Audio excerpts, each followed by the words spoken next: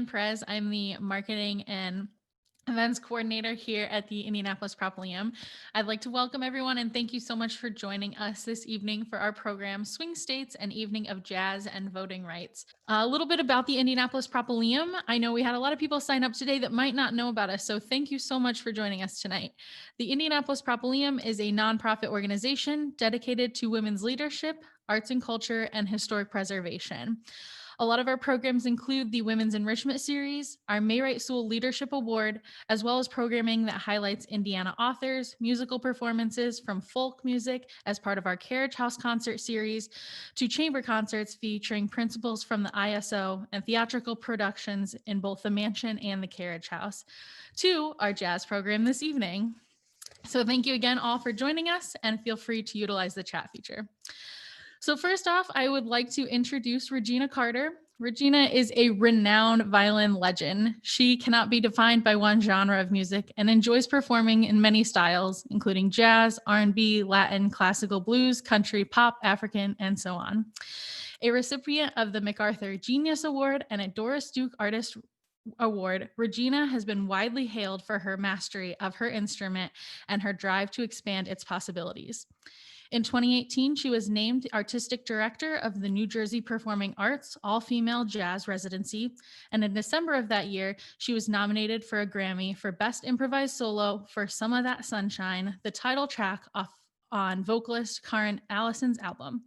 She is also on the faculty of the Manhattan School of Music. So I'd like to welcome Regina Carter. Thank you for joining us. Next, I'd like to welcome John Daversa. John Daversa is a multi-Grammy award-winning artist, composer, arranger, producer, band leader, and educator. His celebrated and distinctive musical perspective has been a passport to performances on the world stages such as The Today Show, Late Night with David Letterman, The Oprah Winfrey Show, and performed with artists such as Fiona Apple, Michael Bublé, Andre Crouch, Sheryl Crow, and many more. In 1996, he founded the John Daversa Big Band and is now the chair of studio, music, and jazz at the Frost School of Music at the University of Miami. He also was part of an album last year that won 3 Grammys and is near and dear to my heart because he worked with my husband, Salvador. So we'd like to welcome John Daversa. Thank you for being here.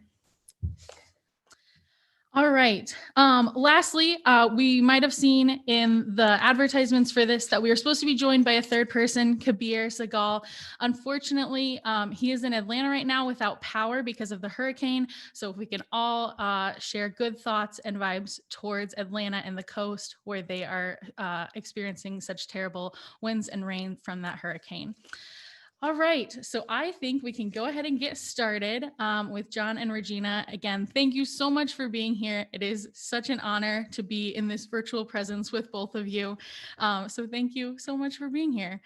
My first question to kick things off is this project, this album, Swing States, features so many phenomenal musicians, but this particular group, named the Regina Carter Freedom Band, to my knowledge, has never performed together as a band before this album. So how did this project and these particular musicians come together? Thank you for having me, and it's a pleasure to be here this evening. I'm just how does the tune go? I had a little help from my friends with this project. I had a lot of help from my friends. The project came about when Kabir and I were having a conversation. I worked on a couple of projects with him in the past. Karen Allison's Shoulder to Shoulder project, and John wrote a lot of the arrangements for that, and I believe co-produced. So we kind of worked together without being in the same space on that record. And of course, I knew who John was years ago, but Kabir and I were talking about voting, and I was just expressing how angry I was and upset that so many people decided to sit out on the last vote, and especially African Americans, because in my household growing up, it wasn't an option. It was your duty. And my parents, would discuss the candidates and the proposals that they had to vote on and they were very serious about it. But also, you know, I was raised in the 60s. We didn't have the internet. We didn't have computers. So uh voting, who you were voting for, there were certain things, certain topics that were off limits as far as when you left your house, and voting was one of those. You kept that to yourself. But you know, just hearing people saying that they thought their vote didn't count. And so Kabir said, had asked if I had ever thought about doing a record about voting. And this was over a year ago. And so we just started talking about that. And the project started off as one idea, and just as things, um, the climate became more and more negative and ugly. It kind of took a different turn. Um, and we thought we asked John Daversa if he would be on this project and help and write the arrangements. And we started talking back and forth about tunes that we thought would be appropriate for this record. And even that changed into swing states. Originally it was, so we were looking at civil rights tunes and other important tunes that had a message, you know, uplifting message. And we wanted the record to be uplifting, not to be representative of the doom and gloom or the darkness, the ugliness that was going on. So Kabir called John. Like I said, John said yes. And I'd worked with Alexis Cajarado, the bassist, and Kabir played bass as well. And then they made some phone calls to John Batiste and to Harvey Mason, and they were all on board with doing a project like this. Everyone felt it was really important, and we just all really meshed. I'm gonna let John jump in here. Sure. First of all, I'm looking at everyone in this community. What a beautiful community this is. To have this space where you can hold space for one another and share and hold one another up. And I can only imagine how valuable this space is for everyone. So it warms my heart to see this and to be part of it. So thank you. So yeah, as Regina just said, we wanted to make a record that had that had a very simple message, which was to go and vote, and we wanted to say it through music. We're musicians, and so I've heard Regina say it a couple of times now, how healing music is. And that's part of this too. And so this was just, an opportunity to share our message and say it through music. And then we had the opportunity to work with some really great musicians. And as you said, we hadn't played together before, maybe separately, but never as a band. We really came together in the studio for a common cause, which was our message and the music. And when those things are in place, and you have characters that are really about something that's so much more than just one individual, really great things can happen. So I think that's part of why the spirit on this record has happened in the way that it has. That's fantastic. I can only imagine what it was like working with that kind of energy, the people that are on this album. For those of you that haven't heard it, Harvey Mason is also part of this project, as well as pianist John Batiste.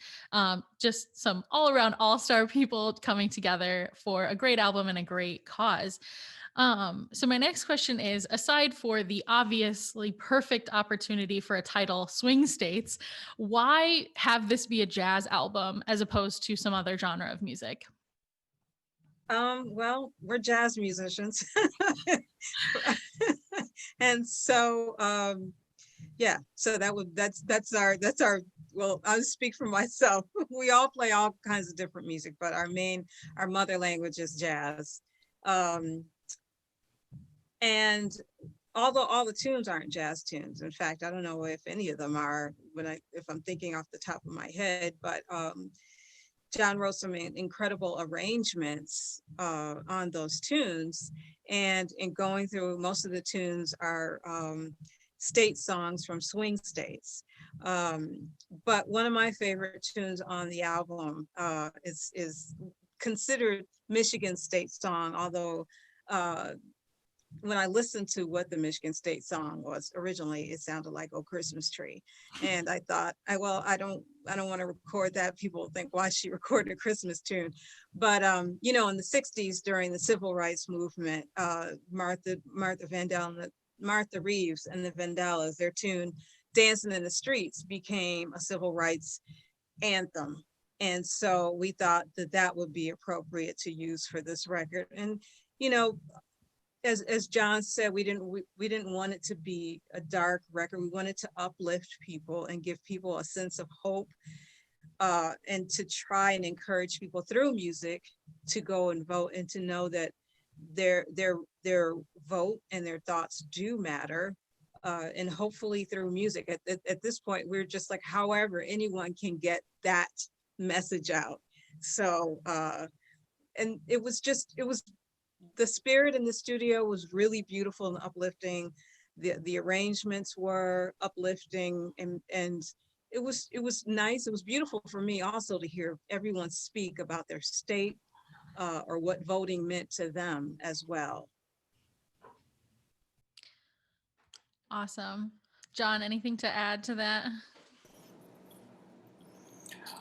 Well, yeah, I mean, of course, the thing that we all know is that jazz has been part of the social commentary and social movements, you know, over the last 100 years. I mean, it's born of oppression, and you know, so there's a history, there's a reverence there that we all, you know, certainly are very in tune with and honor. And then at the end of the day, like Regina just said, well, we're jazz musicians, so this is the language that we speak with. So we're going to continue to speak our truth with this platform. You know, I'll speak for myself. You know, like I was mentioning a moment ago, music is all I know. So you know, the expression is going to go through that language that I speak with. And that's just what it is. It's not going to be in a poem. It's not going to be in a piece of visual art, and it's not going to be in an article in the New York Times. It's going to be through music. So, and that's the beauty of it for me. And in choosing all of the songs, it was really fun to look at all. You know, so many states have 2, 3, 5, 6 different state songs, and some of them, you know, seemed like they wouldn't be appropriate. Some were maybes, and then it's looking at the message of the song, and also looking at, you know, if it's going to be musically adaptable to put into this context. And so we had a list of a number of songs, and we just kept whittling them down.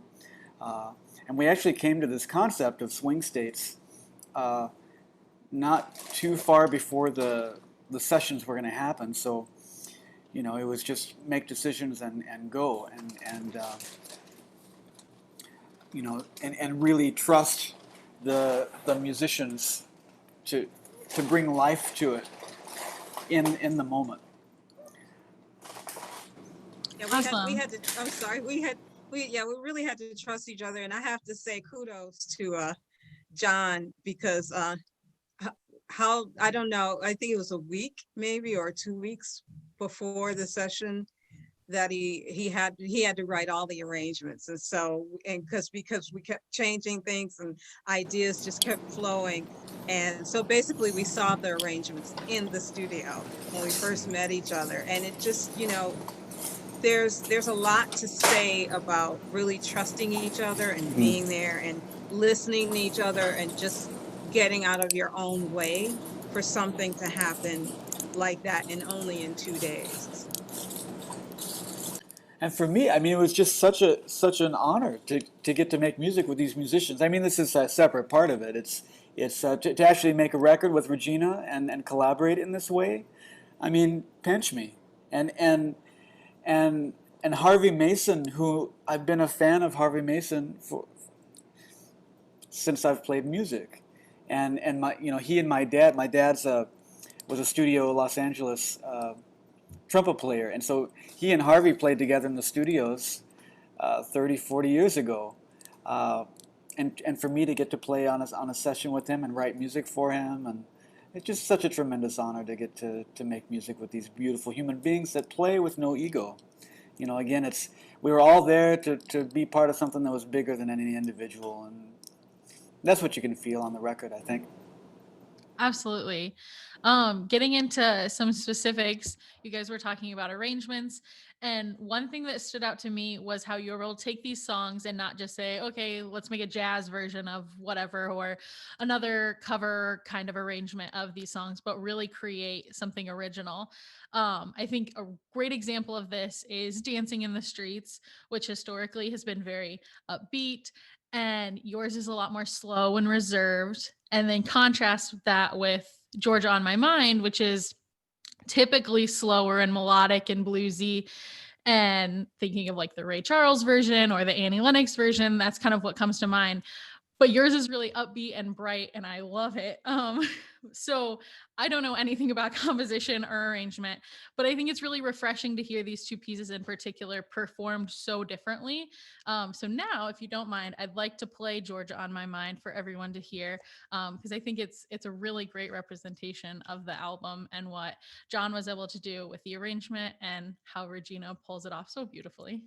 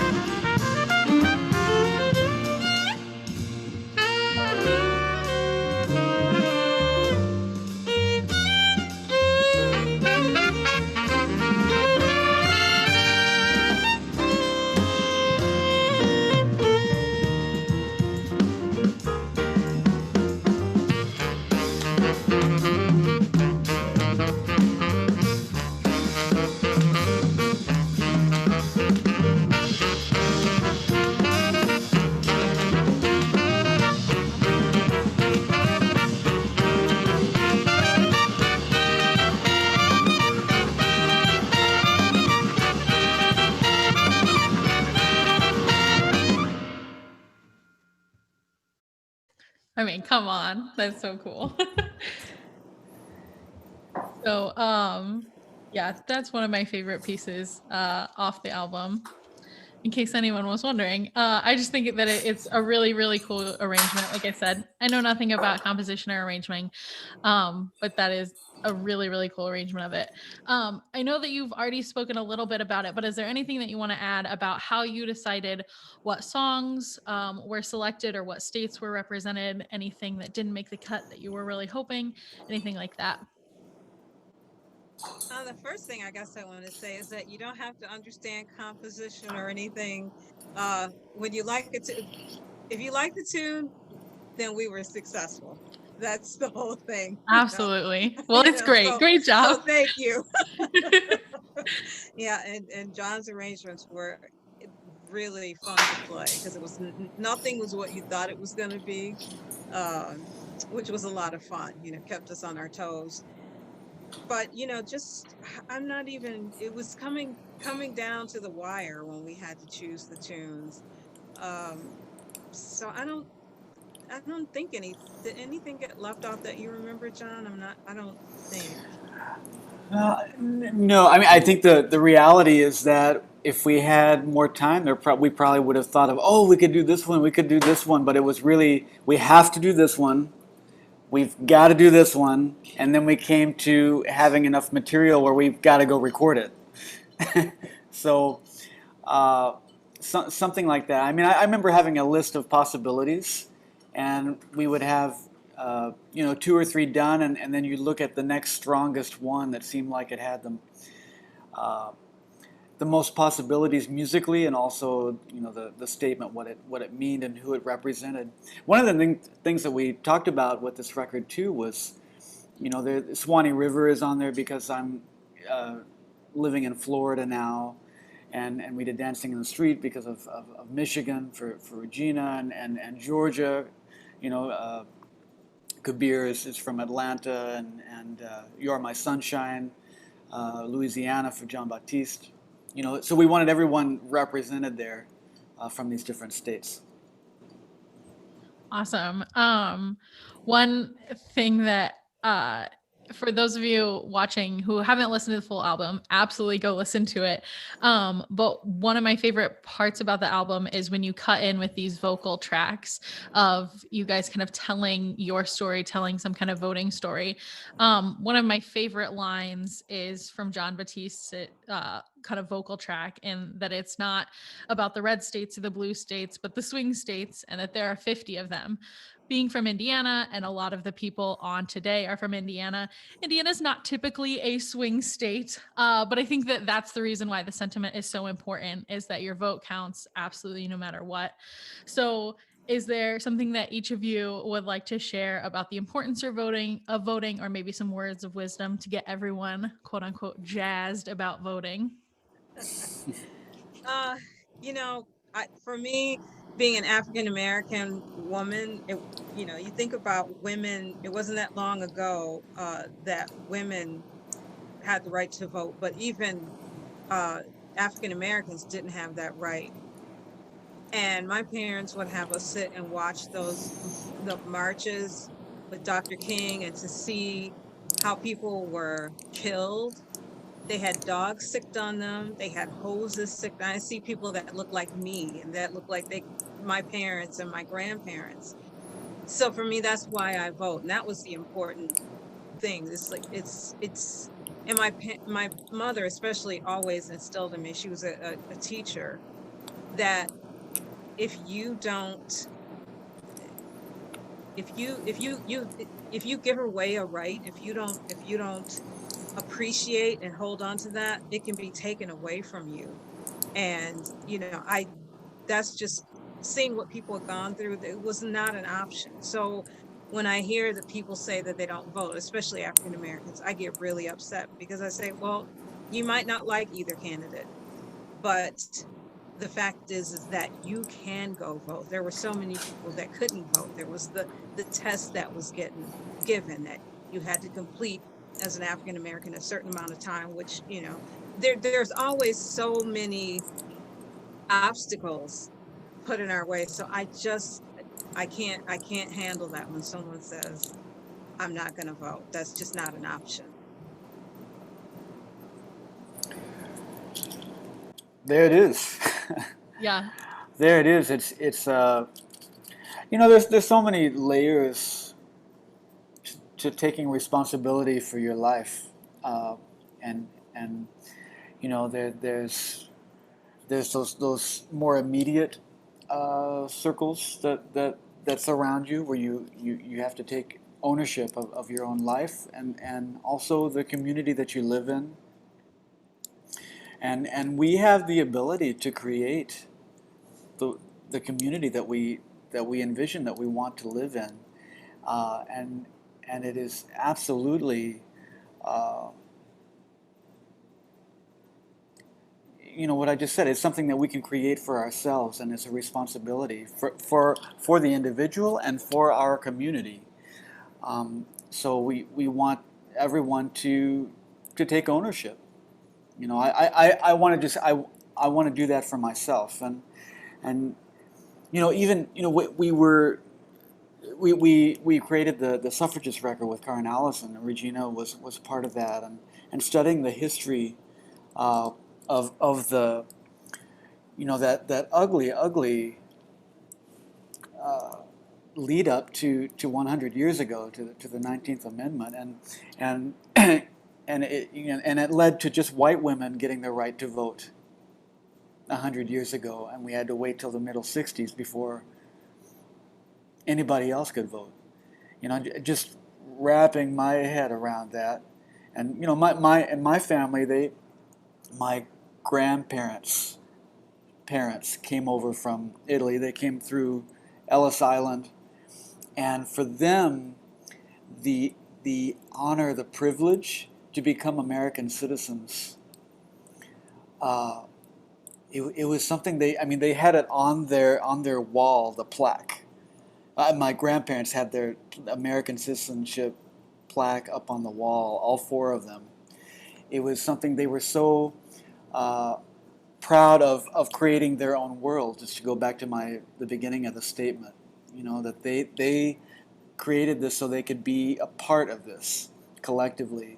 And so there's just a sense of appreciation and uh, responsibility that goes along with this. Absolutely. Here at the Propylaeum, our founders were suffragists, and so we've been doing a lot to commemorate the centennial of the amendment. However, with full recognition that not everyone got to the right to vote, and there are people that still don't have the right to vote. So it's an ongoing fight. And so that's really important, that when you can vote, that you do. Um, you both have mentioned a few other albums that I'd like to kind of cover broadly. The last three albums that I'm aware of that John and Kabir have worked together on, American Dreamers, Shoulder to Shoulder, and now Swing States, and Regina was part of two of those as well, have taken issues that have been really hard to vocalize and might be considered divisive, and shed a positive light on an often negative or overly politicized issue. Could you talk a little bit about your intentions with the albums? I know you have already some, and the way that you've been able to create such incredible albums that are also supporting incredible causes or purposes. Well, listen, my approach to all of these things is let's just bring these ideas and issues to greater awareness, because there may be some people that don't even know about these issues because they're not affected by them. They're living their everyday lives, and no fault of their own. Their perspective is just not focused on other things. So let's bring these issues to light, and let's really create a narrative where they get to understand the human story, not the political story, not any other agenda. Just let's understand what people are going through, and understand it from their perspective. And then you'll form your own opinions about anything. That's fine, but let's at least bring awareness to it, and portray it in an unbiased way. I never want to tell anybody how to think or what to do, or certainly not how to vote, or um, everybody needs to make up their own mind. That's our responsibility, like I was talking about before. So I am never going to come out anywhere and blame anybody, put shame on anybody, because I don't think it's productive. I don't know that we're going to accomplish anything that way. But if we can educate, if we can raise awareness, uh, then I think there's hope, and even room to heal. Then there's understanding from the other point of view. Then there's room to understand a different perspective. Absolutely. I think a lot of times it's hard. I think about if anyone's ever gone to therapy to work on something, you have to dig up the stuff that's ugly down in there so you can understand it, talk about it, and learn. You can't get rid of it, but you can change the way you react Hmm. to it, or you can change the fact that it's controlling your life. So the United States of America needs therapy, group therapy. And the thing is that, we've been saying for eons that we need to talk about things, especially race relations in this country. And everyone is afraid to talk about it because that pain that can come up, the shame, the guilt, the anger. But until all of that comes up, we're not going to get anywhere. And we can only educate people when we can only be educated when we want to be educated about something. But a lot of times what stops us is fear. And it's not even fear about those people, whoever those people happen to be, which group. It's our feelings. Like, how might we feel? We might feel some empathy towards them. We might feel that it's like all these emotions. And I think a lot of times we're just afraid of our own emotions. Um, and sometimes I think, politically in this, in the political thing has just gotten so ugly and negative, and fear is always used. And you turn on the news and it's just always like, this person is trying to take your jobs. This person is moving into your neighborhood. This person's going to make your taxes go up. These people are sleeping with so and so and they're going to hell, and you're going, it's just, all of that. It's to try and control people. And I don't know, I don't know what's going to happen, but I feel that pot is boiling. This country's pot is boiling. And it's not, this is not about just taking the cover off and the water going back down, you know. But I hope that we can eventually get to a point, and however we can talk to people, whether it be through music, through poetry, through educating, giving people books to read about everything, and just having some real dialogue, and not being afraid. That the fear is really the thing that's keeping us frightened of one another. Absolutely. The opposite of love. Yeah. I think on that note, I will share another song. This one is Solo Violin by Regina, called We Shall Overcome, and it's absolutely beautiful.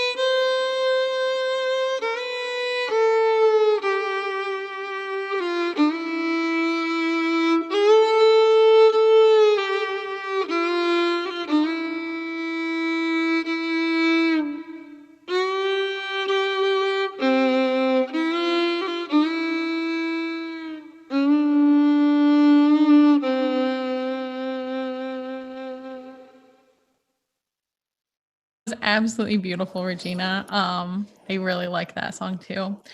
Thank you. Another question I had, kind of jumping directions here a little bit, but the elephant in the room, so to speak. How did COVID affect this album? And did it affect your lives as musicians as well? Was there plans for a tour? Any of that kind of potential hiccups because of what's going on right now? Well, the record was finished before COVID, thank goodness. And let's see, I had just come off of maybe 2 weeks. It was interesting. My husband's a musician as well. He's a drummer, and he was supposed to go to China for a month. And the day he was coming back was the day I was leaving to be gone for about 3 weeks. So we wouldn't see each other for such a long time. And we started seeing the first week was canceled, then the second, and of course we just thought it was there, and it wasn't. And I managed to get 2 weeks of a tour in, and then I came home and everything shut down. And of course, I thought it was just going to be a little while, a couple weeks, maybe a month. And then I would see on my calendar, my booking agent, I would see dates changed from confirmed to postponed or canceled. And it just started happening more and more and more. It was crazy just watching these calendars, like all of these squares here just start saying cancel, cancel, cancel, cancel, cancel, all the way into 2021, which back, then I was like, what? It was just insane. And it's still insane. We're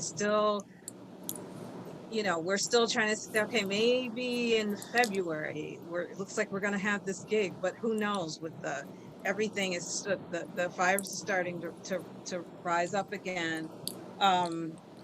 It's just pretty insane. Like I still wake up, and for me, I have to recreate. I'm trying to recreate my whole world, and we've tried to do some virtual concerts, which have been great, but everyone's doing them now. So the internet is just flooded with that, and trying to recreate ourselves in this new world.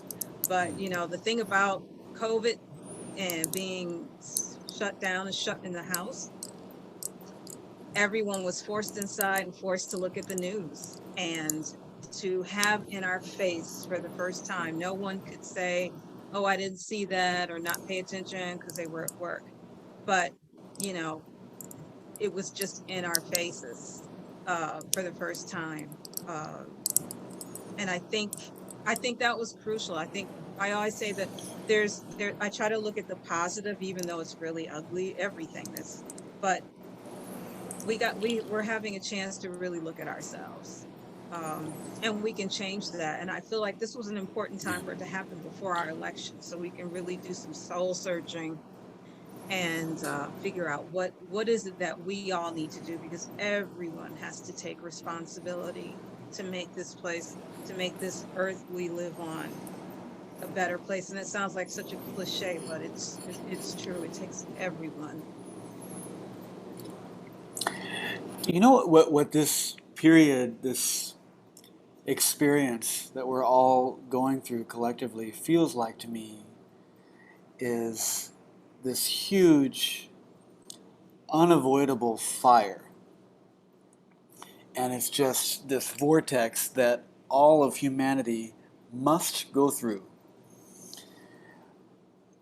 There's no choice. No one will be left behind. And the opportunity, I mean, it is rough, and it's really difficult.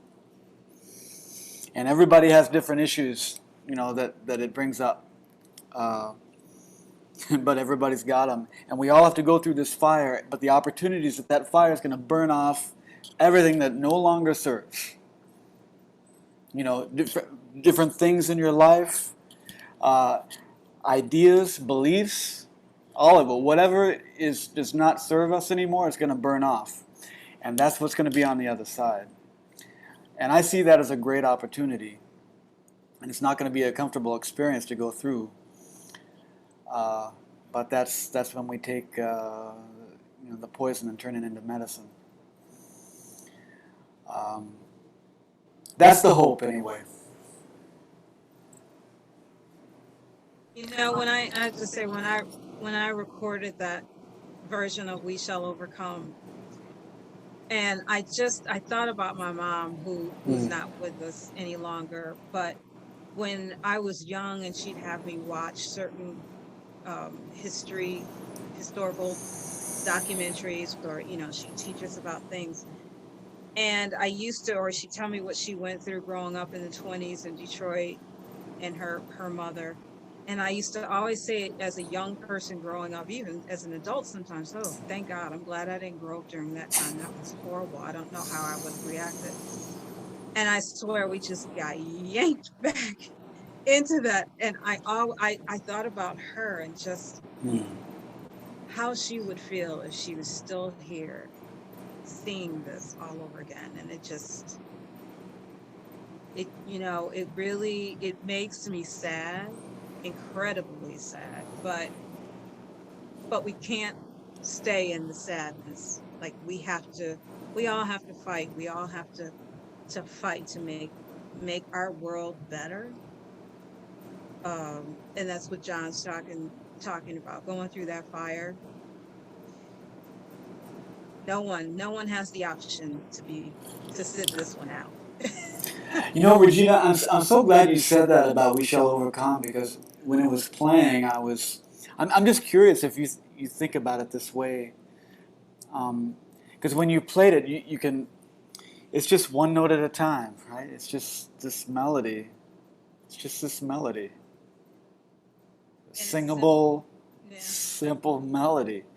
But it's so charged when we feel it. And whenever we play music, or whatever the expression is, right? But let's just talk about music. I feel like there's just such a responsibility there, because what you disturb the sound by creating these vibrations that go out, and it's almost like a thought. Whenever you have a thought, you have to be really have a lot of intent about whatever the thought is, or you charge that sound bubble with an emotion or an intent, and it goes out into the universe. It goes out into the world forever. It never dies. The intent just goes, and sometimes the intent clumps on with similar intents or votes or whatever it is, and they kind of attract each other, and then it actually becomes real stuff. And when I heard that recording of We Shall Overcome, it was just, you could feel, I'm not going to say I can feel what you were feeling, but I certainly felt that it was so charged. And that goes out into the world in such a beautiful way. Every time it goes. It's a beautiful thing. The heavy tune. And I hope we will. Mm. It's only a minute long, but it says a lot. My last question here before we take any other questions from the audience. And again, if anyone has any questions, please type them in the chat. But I am a huge fan of behind the scenes stories. So I was wondering if there were any that you'd like to share from when you were recording the album. Behind the scenes. Do we have a scene to be behind? Behind the music. Oh, I know, yeah. Uh, let's see. Well, John Baptiste is so much fun to be with. I can share that with you. I actually, when the quarantine happened, I was in Denver doing something, and I was going to go play the Colbert show with John. He was going to have me on the show, but then I had to, then that was it. that was the last gig. But he's so playful. He's so playful and fearless, and he's vocalizing on a lot of these tunes. Hey, just making it really fun for everybody, and he really created a tone and a vibe that brought us together. That said, hey, we're all in this together, and let's just make music. Because again, a lot of us hadn't played together as a band before, and so bringing us all together as people was really important. I don't know if there's any other antidotes. I'm sure there are some, but I'm not thinking of anything. I know, I know. I think because we had to just get in there and get it done. It was like, Yeah, let's get to work. yeah, Um, yeah, it was just for me, playing with all of these amazing musicians. And there was, what's the tune? There's a tune where there's like a section where it's just me and Harvey Mason for a minute. Um, yeah. Rocky Mountain High. yeah. And we're playing and we're having this conversation, and in my mind I'm like, oh my God, it's Harvey Mason. I'm trying to concentrate. Yeah, yeah, yeah. I wrote that in the arrangement because I really it was I thought it would be such a special moment in the tune to have Regina improvising uh, and Harvey playing a groove underneath it and just see what's completely improvising. You know, nothing on the page, but do something. uh, it's one of that's actually one of my favorite moments on the record, and that as well as dancing in the street. And uh, I'll share that arrangement. It is very slow and a very much deeper, or not deeper necessarily, but just a different take on it. And I woke up that morning with the sound of that in my head, and it actually it's contradictory to a lot of what we're talking about in this conversation because I really felt hopeless. You know, uh, it was just I don't know. It was an I don't know moment, and when I hear it, that I feel that sound bubble like just I don't know what the point is, uh, and then it ends up being something that means something else in the greater part of the album. Awesome. We'll take a few questions from the audience now. This one is from Jeanette, and she said, "Can you share a response or comment that you may have received, maybe from an individual who decided to vote after hearing the album, or just maybe in either that or in general? What kind of responses are you getting to the album?" I haven't gotten a response as far as anyone saying they were going to vote because of the record, but I've gotten all positive responses from friends. I had some friends say, "We didn't know you were putting a record out," and they're really surprised. But I've gotten really positive reviews uh, to the record. So